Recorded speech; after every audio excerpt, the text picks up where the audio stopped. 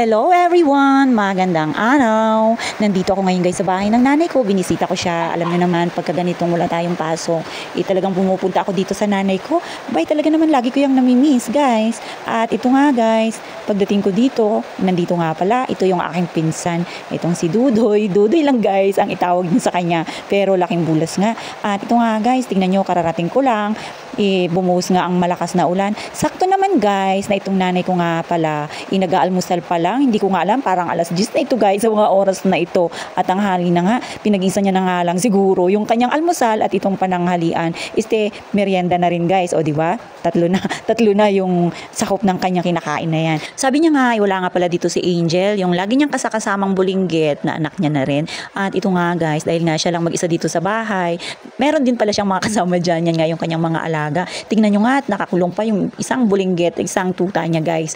At dahil nga maulan, dahil nga balak niya sanang umalis at magpapakain niya ng baboy doon sa baba sa kanyang farm, hindi nga siya nakaalis gawa ng, sabi ko nga guys, ibumuhos na nga ang malakas na ulan. Sakto rin talaga na pagdating natin dito, yan na nga, nandito na tayo guys. Yan, saka bumuhos pa yung malakas na ulan. Talagang masama pa rin ang panahon na kahit na nga umalis na si Tino, alam nyo naman, meron pa rin nagbabanta na paparating na bagyo. At nandyan nga pala guys, yung aking kapatid sa kabilang bahay. Yan nga, magkakalapit bahay lang sila dito ng nanay ko guys. Kaya tingnan nyo, hindi rin nga siya makaalis at makapagtrabaho gawa ng pabugso-bugso nga ito yung malakas na ulan. Talaga naman, mahirap din talaga magkasakit guys, di ba? Kaya ingat-ingat na lang tayo. Alam nyo ba yung mga nasalanta ng bagyong Tino? Abay, talaga naman sobrang nakakaawa guys.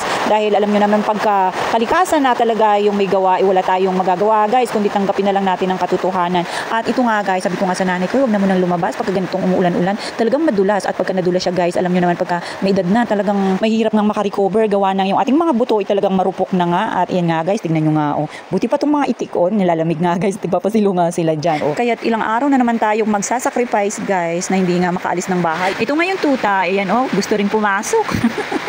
At ito nga, tingnan nyo yung nanay ko guys, so ready na sana, bagong ligo yan. At kung inyong mapapansin, meron nga pala yan siya dyang munting tindahan na kahit pa paano, kahit dito lang siya sa bahay, meron nga pinagkakitaan, kahit tatagpipiso-piso lang guys, talaga naman gusto rin kumita ng nanay ko para naman daw hindi siya laging humingi sa kanyang mga anak.